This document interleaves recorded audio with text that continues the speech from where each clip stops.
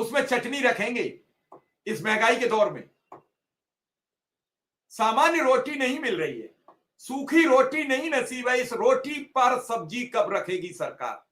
मेरा सवाल बहुत छोटा है। जब आप आज चंद्रचूड़ जी की एक पोस्ट पढ़ रहा था मैं, वो कह रहे हैं कि बुलडोजर के न्याय के मैं खिलाफ था। साहिब आपके ही राज्य में तो चला बुलडोजर,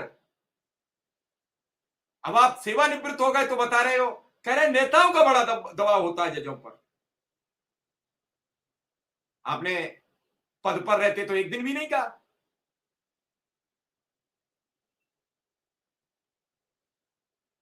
आप कह रहे हो कि न्याय की प्रक्रिया ताकतवर होनी चाहिए, आप पद पर रहे तो आपने एक दिन भी नहीं कहा। यही प्रक्रिया ताकतवर होती है जब आप इलाहाबाद हाई कोर्ट में चीफ जस्टिस होते हो, तब 1.5 लाख परिवारों की रोजी रोटी बर्बाद कर देते हो। यही प्रक्रिया थी ताकतवर। लोग सवाल नहीं करते, लोग सोचते हैं कि कोर्ट एक संवैधानिक संस्था है, संवैधानिक संस्था के खिलाफ बोलना ठीक नहीं होता। आपको मालूम है सर्विस मैटर में कभी भी सर्विस मैटर के पिटीशन को नुकसान नहीं होता है, कितना भी जज सोचने वाला और नेगेटिव पॉइंट का हो।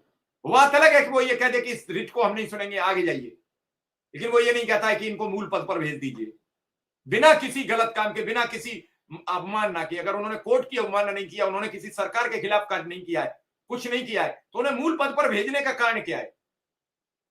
समझ ही नहीं पाए। सबके जलते हुए चूल्हे पे सीधा सीधा पानी तुषारापात कर दिया गया। ले गए आग बुझाने वाली मशीन और 2 लाख परिवारों के चूल्हे पे सीधा पानी फैला दिया गया कि आग बंद, अब आपकी खाना नहीं बनेगा।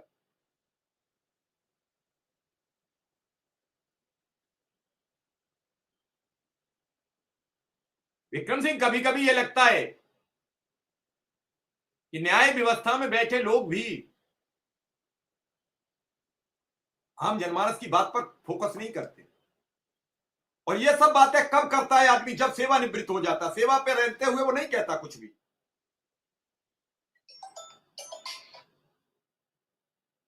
जी विक्रम सिंह, जरा बात करिए, एक फोन आ रहा है, मैं सुन लूं जरा।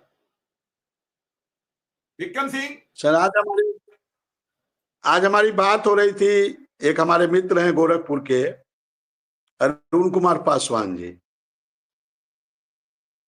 गोरखपुर में रहने वाले हैं और LIC में सेवा देते हैं। के कैसे स्थिति अच्छी हो इस पे काम करते हैं। उनसे शाम को बात हो रही थी।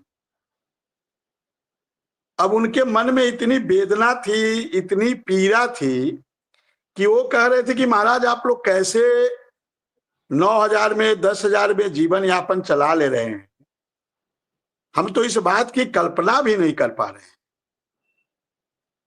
तो आप बताइए, एक आम आदमी को ये पीड़ा महसूस हो रही है। अब अरुण जी क्या है, एक आम आदमी है ना, एक आम इंसान है, इसी समाज के रहने वाले लोग हैं। उनके भी कुछ दोस्त यार अनुदेशक होंगे, शिक्षा मित्र होंगे, और मैं खुद अनुदेशक हूं, तो जानते हैं। तो इस बात को कह रहे थे अरुण जी कि कैसे आप लोग 9,000 में और शिक्षा मित्र 10,000 में अपना जीवन चला पा रहा है। मैं दूध लेने जा रहा तो पूछे दूध कैसे लेते हैं, कैसे देता है? मैंने कहा 60 रुपए किलो देता है, गाय का दूध है। तो कितना लेते हैं? तो मैंने कहा 2 लीटर। तो उन्होंने जोड़ा 120 रुपया और गुने 30 यानी 3600 रुपया। तो 3600 रुपया तो दूध में ही चला जा रहा है।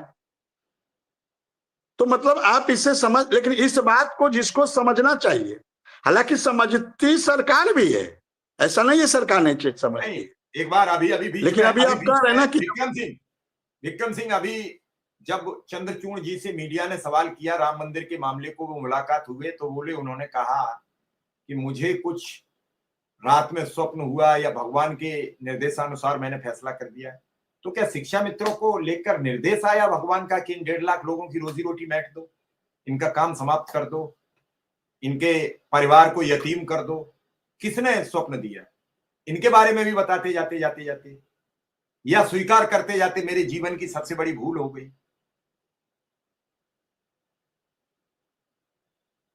कभी कभी मैं सोचता हूं, अखबारों में बड़ी बड़ी बातें छपने लगती हैं, जब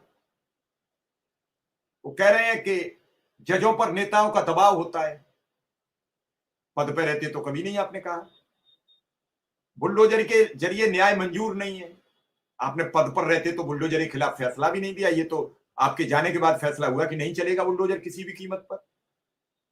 आप क्यों नहीं रोक पाए? आप बताइए किसका दबाव था, बताइए। विक्रम सिंह का केस लगा हुआ था, विक्रम सिंह का केस क्यों नहीं सुना गया?